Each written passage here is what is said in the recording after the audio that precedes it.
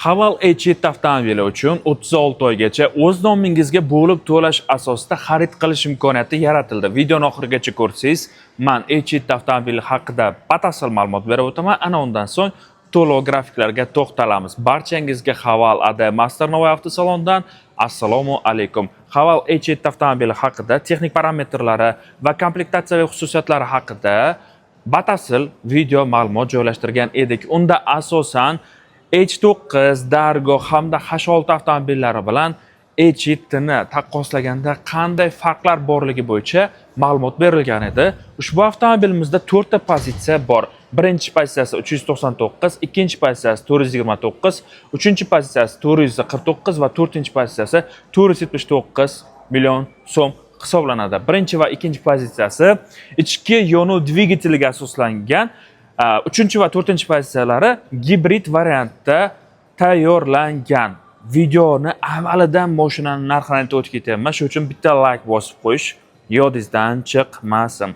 Xo'sh, bu 429 million so'mlik komplektatsiya hisoblanadi. Qisqacha texnik parametrlari bilan birgalikda sizga tushuntirib o'tib ketaman. Birinchi va ikkinchi pozitsiyada 2 litrli turbo dvigatel joylashtirilgan GDI tizimida ishlaydi. Unda 380 ta aylantiruvchi moment va 231 ta ot kuchi bor. U bilan juftlikda 9 bosqichli robot, ya'ni DCT uzatmalar qutisi ishlaydi. Avtomobilimizda gibrid variantida esa 1,5 litrli turbo dvigatel joylashtirilgan va 231 kilovatli batareya bor edi, adashmasam. Bu qancha edi? Hozir bitta qarab olishim kerak endi. Uni endi ko'rga adashtirdim.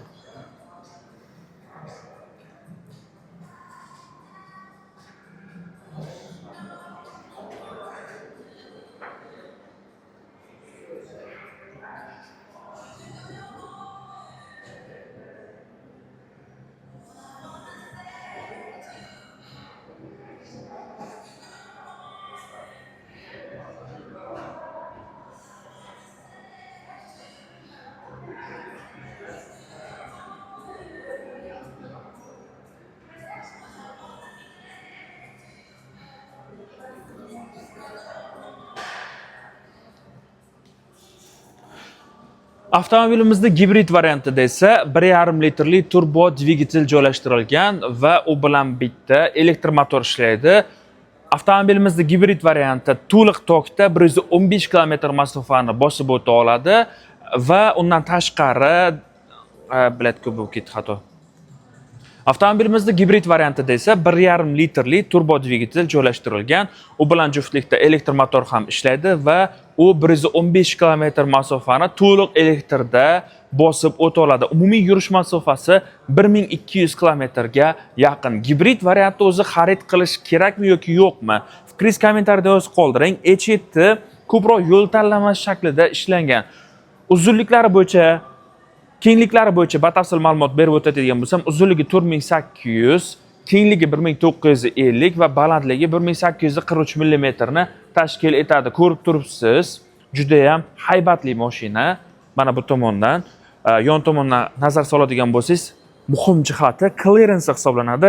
Qariyb 30 cm ga yaqinroq. Bu istalgan yo'l sharoitida harakatlanishni sizga ta'minlay oladi.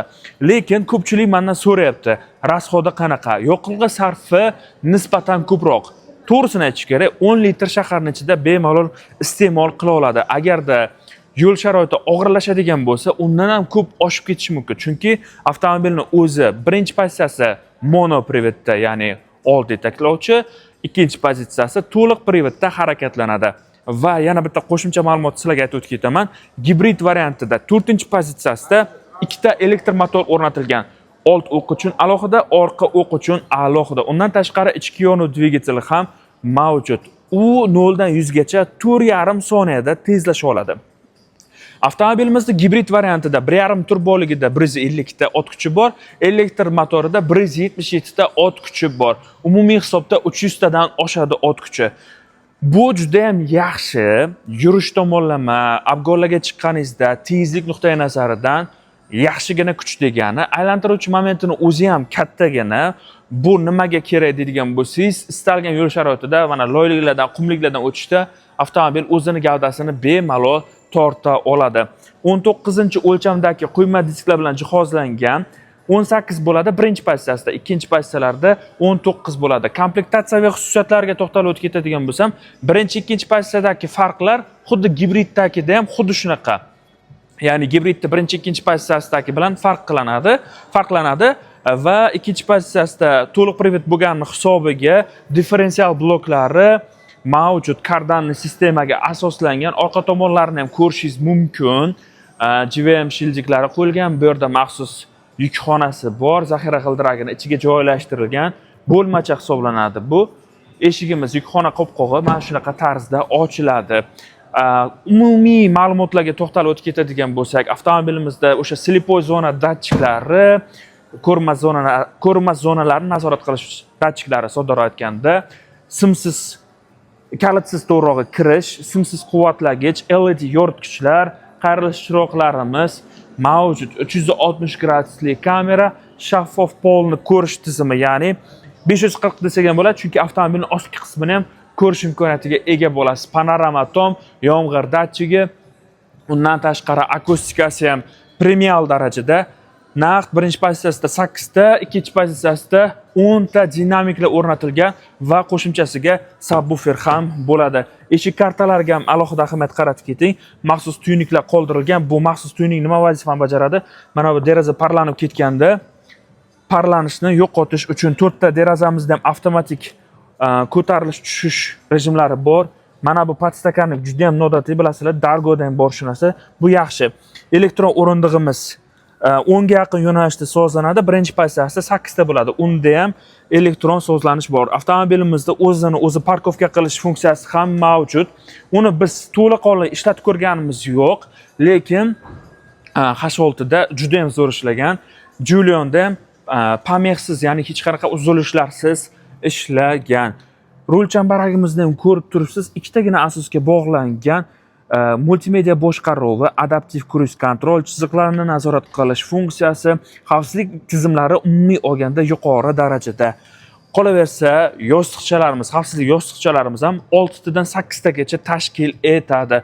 Rul chambaragida, haydovchining yon tomondagi o'rindiqda mana bu yerlarni ham ko'rishingiz mumkin, hattoki ovoz chiqarish dinamiklari o'rnatilgan. Head-up displeyimiz bo'ladi. Bu ikkinchi pozitsiya bo'lgani hisobiga. O'rindiqlarimiz perforatsiyali charmdan ishlangan 2 zonali iqlim nazorati, o'rindiqlarni isitish, sovutish old haydovchida mavjud. Haydovchi va uni yon tomondagi o'rindiqda soddaroq aytganda, ikkinchi qator uchun ko'rishingiz mumkin. O'rindiqlarni isitish bor va USB hamda Type-C portlarimiz qoldirib ketilgan. Kattagina panorama tom va mana shunaqa premium crossoverlarga xos bo'lgan zavod tomonidan ishlab chiqarilgan pardachamiz va qoraytirilgan oynamiz. Ikkinchi qatorga ham bemalol kirib chiqishingiz uchun maxsus dastaklar bor. Juda ham ko'plab qulayliklari bor avtomobilni. Meni eng hayron qoldirgan demayman-u, xursand qilgan tomoni mana shu. Juda ham minimalistik uslubga asoslangan. Ko'pgina crossoverlarda bilasiz, mana bu yerda bir dunyo knopkani joylashtirib qo'ygan bo'ladi. Avtomobilimizda голосовой assistent funksiyasi bor, ya'ni ovoz orqali buyruqlarni berishingiz va ularni bajartirishingiz mumkin. Markaziy konsolimizdan ko'rib turibsiz, bahaybatgina. Bu yerda o'sha to'liq privatda qo'shish, ajratish, 7 xil rejimda sozlash, simsiz quvvatlash, 12 voltli razion, maxsus bo'lmalarimiz bor va mana bu yerda podstakanliklarimiz ham o'rin olgan. Mana uni bossak, adashmasam nimadir chiqardi, lekin sal chiqarish bir qo'lda qiyinroq bo'lyapti. Barimizda ham ikkita seksiya bor. Ikkita seksiya bo'lishiga qaramasdan mana bu yerda chuqurroq va sovutish bo'lmasi ham mavjud.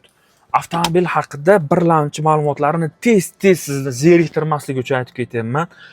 Shu joyda videoga albatta like bosib qo'ying. Uzatmalar selektori mana shu yerda joylashtirilgan. Bu bir munchagina haydovchiga boshida ko'nikib olish uchun qiyinchilik tug'dirishi mumkin. 15.6 dyuymga ega bo'lgan markaziy displeyimiz. Bunisi esa 13.6 dyuymni tashkil qiladi. Haval Dargoniki singari ishlangan. Rul chambaragimiz ham juda ham ergonomik, qulay signalimiz. Ana shunaqa. Bu yerda pishalkalarimiz ham o'rnatilgan. Dinamiklarimiz ko'rishingiz mumkin. ikkinchi qator kengliklarga ham alohida bitta to'xtalib o'tib ketaman. Hozir o'rindiq deyarli meni bo'yimga sozlab olaman. O'rindiqda tepaga pastga moslab olishingiz mumkin. Hech qanaqa muammosi yo'q. Avtomobilga propan gaz uskunalarini o'rnatsangiz bo'ladi, lekin benzin aralashtirib ishlaydi, soddaroq aytganda, chunki bu GDI motor. Ikkinchi qatorga o'tamiz. Videoni o'smasdan olyapman. Salon kengligiga bitta nazar solish uchun mana ko'rishingiz mumkin. Juda unaqa tiqilib qolganim yo'q. Lekin avtomobilimiz 5 kishilik. Mana shuni inobatga olishingiz kerak. Tog'li rayonlarda haydasa bo'ladimi? Albatta bo'ladi, chunki bunda birinchidan harakatlanish rejimi 7 tani tashkil qiladi. Sport, eko, normal, qor, tosh, shag'al, tepalikka chiqish, pastlikka tushish, umuman olganda rejimlar ko'p. Ikkinchidan clearance baland. Ya'ni 30 sm bu odatiy crossoverlarda 170-190 mm atrofida bo'ladi. Bunda deyarli 25-30 sm oralig'ida. Bu juda ham ajoyib holat. Endi kamchiliklar nuqtai nazaridan aytadigan bo'lsak, men sezgan jihatim bu faqatgina qaysidir ma'noda yoritish tizimi sodda aytganda kuchsizroqdek tuyuldi. LED ko'rishingiz mumkin, lekin market qilgan paytimda birmuncha nurni bir nuqtaga emas sochibroq beryapti. Dargoda ham bu kamchilikni ta'kidlab o'tib ketganman. Yoritish tizimi shaxsan men uchun birinchi parametr hisoblanadi, lekin buni kechqurun test drive qilib ko'rganda aniq yaqqol ko'zga tashlanadi. Shaxsan men endi birlamchi faktor sifatida aytib o'tib ketdim. Gabarit o'lchamlariga ham to'xtaldim. O'lchamlar to'liq diskli tormoz tizimi, kardan orqalari mustaqil podveska asosida ishlangan. Mana bu eksklyuziv, ya'ni mamlaqa chiroq qo'yilib ketilgan. Turli xil yo'l silgaga chiqqan paytingizda bu chiroqdan foydalanishingiz ham mumkin. Bu albatta uncha crossover demayman. O'zi bu crossover, bu внедорожник qilib ishlangan crossover. Lekin yo'q jihat hisoblanadi. Endi to'lov grafiklariga to'xtalsak ham bo'ladi. Abzorimiz sal cho'zilib ketib qolibdi. Xo'sh, qancha bilan to'lasak, qancha muddatga olamiz? Bu hammani albatta qiziqtiradigan savol. Bu grafikni men o'zimning Telegram guruhimga tashlab qo'yganman. O'tib bemalol tanishib olishinglar mumkin. Hozir sizlarni qisqacha tanishtirib o'tib ketaman. Avtomobilni xarid qilmoqchi bo'lsanglar, ikkilanmasdan Haval Master avtosalonga kelaverasizlar. Demak, Haval H7 narxlarini ko'rishingiz mumkin. Mana bu yerda narxlar ko'rsatilgan. Boshlang'ich to'lov qancha qo'ysangiz, qancha muddatgacha olishingiz mumkinligi 0% stavkada mavjud. Oylik to'lovlari bo'yicha ham ko'rib turibsiz mana bu yerda. Xohlasangiz screenshot qiling, xohlasangiz mana Telegram guruhimdan topish imkoniyatiga egasiz. Taqdim etilmoqchi bo'lgan ma'lumotlar shulardan iborat edi. Videoga like bosish, kanalga obuna bo'lish hamda videoni yaqinlarga ulashish yodingizdan chiqmasin. Old radiator panjarasini ham ko'rishingiz mumkin. Radiator juda ham yaqin qo'yilgan ekan. Bu yerga lekin himoya setkasini o'rnatish albatta zaruriy hisoblanadi. Keyingi videolarda ko'rishguncha hammaga salomatlik tilayman. Avtomobilni xarid qilmoqchi bo'lsanglar, yuqorida aytgandek Haval Master avtosaloniga murojaat qilaverasizlar. Past raqamlarni qoldiraman.